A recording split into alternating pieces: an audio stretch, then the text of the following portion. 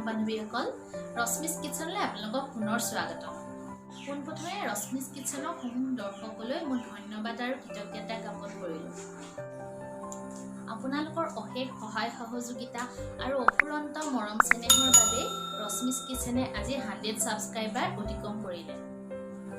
আপোনালোকৰ এই মৰম চেনেহবোৰ আগলৈকো এনেদৰে পাই থাকিব বুলি কামনা কৰিলোঁ।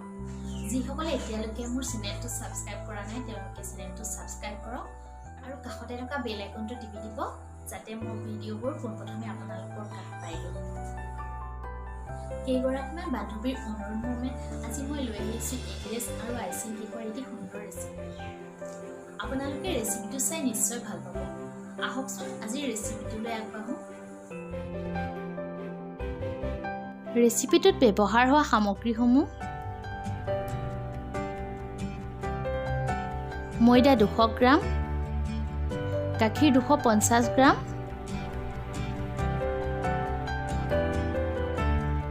বেকিং পাউডাৰ আধা চাহ চামুচ, বেকিং সোডা 1/4 চাহ চামুচ,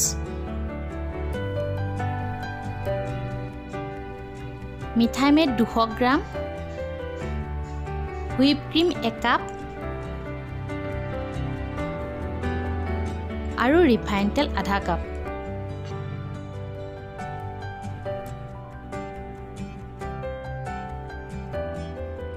প্ৰথমে চালনী এখনেৰে ময়দা, বেকিং পাউডাৰ আৰু বেকিং সোডাখিনি চালি ল'ব।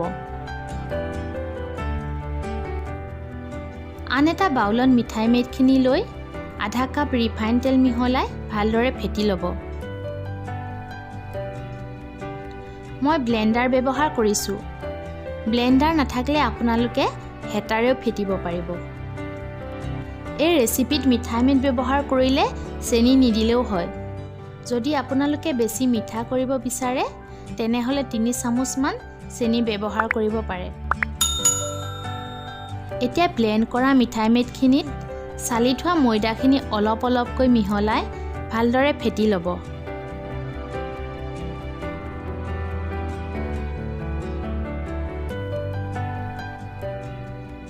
বেটাৰখিনি তৈয়াৰ কৰোঁতে চাব যাতে তাত কোনো ধৰণৰ লাম্পছ নাথাকে।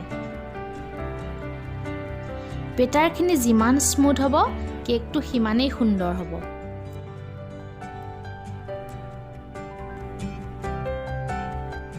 এতিয়া এটা কেক বনোৱা মল্ড লৈ তাত ব্ৰাছৰ সহায়েৰে ৰিফাইন তেল অলপ সানি ল'ব।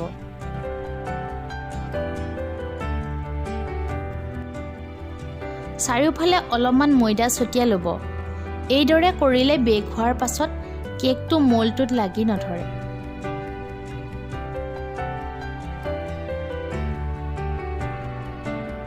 এতিয়া বেটাৰখিনি মল্ডটোত বাকি দি 10 মিনিটমান সময় ভালদৰে টেপ কৰি ল'ব। এনে নকৰিলে বেটাৰখিনিৰ মাজত এয়াৰ থাকি যাব আৰু বেক হোৱাৰ পাছত কেকটো চেপেটা হৈ যাব। যিসকলৰ মাইক্ৰৱেভ বা অভেন নাই সেইসকলৰ বাবে মই আজি কেৰাহীতে বেক কৰা দেখুৱাইছোঁ। মাইক্ৰৱেভ বা অভেন নাথাকিলে আপোনালোকে কেৰাহীতে কেক বনাব পাৰে। কেৰাহীত বেক হ'বলৈ 30ৰ পৰা 35 মিনিট সময় লাগিব। কেকটো বেক হয় মানে আমি আইচিঙৰ প্ৰয়োজনীয় সামগ্ৰীখিনি তৈয়াৰ কৰি লওঁ। এটা কাপত 3 চাহ চামুচ চেনি লৈ তাত আধা কাপ পানী মিহলাই ভালদৰে গুলি চেনিৰ চিৰাপ বনাই ল'ব।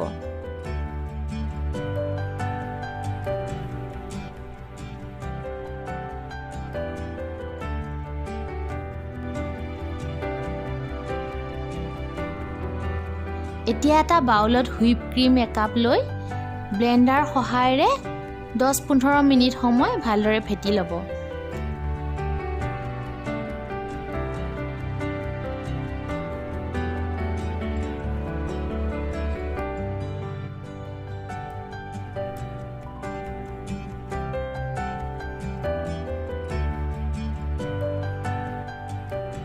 চাব বাউলটো উভতাই দিলে যদি ক্ৰীমখিনি নপৰে তেন্তে ক্ৰীমখিনি আইচিং কৰিবলৈ ৰেডি হৈছে।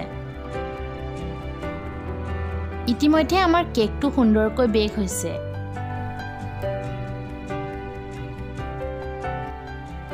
এতিয়া কেকটো সম আকাৰে 3টা তৰফত স্লাইচ কৰি ল'ব।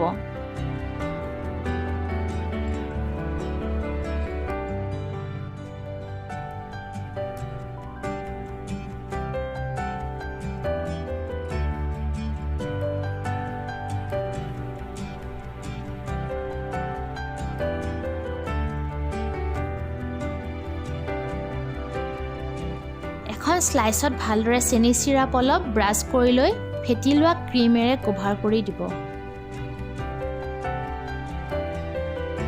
ঠিক একেদৰে বাকী থকা তৰপকেইটাও ক্ৰীমেৰে ভালদৰে কভাৰ কৰি ল'ব।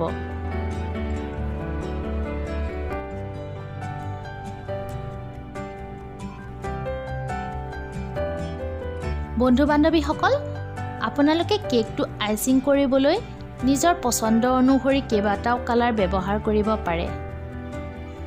এই কেকটোত মই আজি বগা, চকলেট আৰু অৰেঞ্জ কালাৰ ব্যৱহাৰ কৰিম।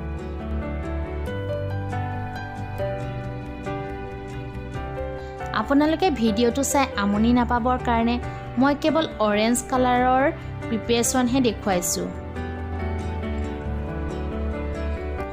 আন এটা বাউলত ফেটি লোৱা অলপ ক্ৰীম লৈ কেইটোপালমান কালাৰ এড কৰি চামুচেৰে মিহলাই ল'ব।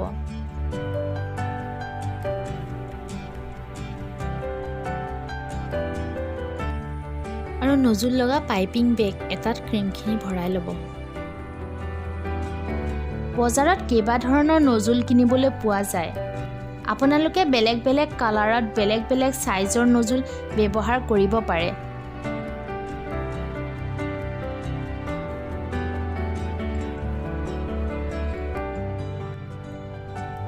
প্ৰথমে চকলেট কালাৰে কেকটোৰ বৰ্ডাৰটো বুলাই ল'ব।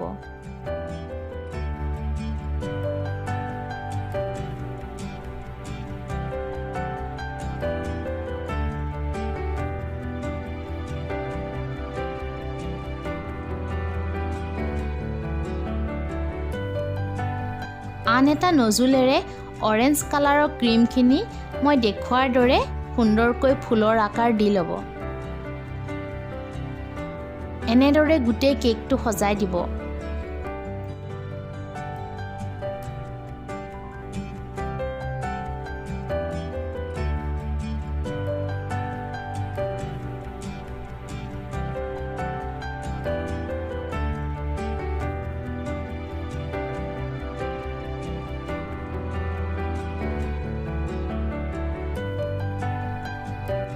এতিয়া কেইটামান চুগাৰ বল আইচিংখিনিৰ ওপৰত ছটিয়াই কেকটো পৰিৱেশন কৰিব। বন্ধু বান্ধৱীসকল, মোৰ লগত জড়িত হৈ থকাৰ বাবে আৰু লাইক কমেণ্ট কৰি মোক উৎসাহিত কৰাৰ বাবে আপোনালোকক অশেষ ধন্যবাদ। নেক্সট ভিডিঅ'ত পুনৰ লগ পোৱাৰ প্ৰতিশ্ৰুতিৰে আজিলৈ বিদায় লৈছোঁ।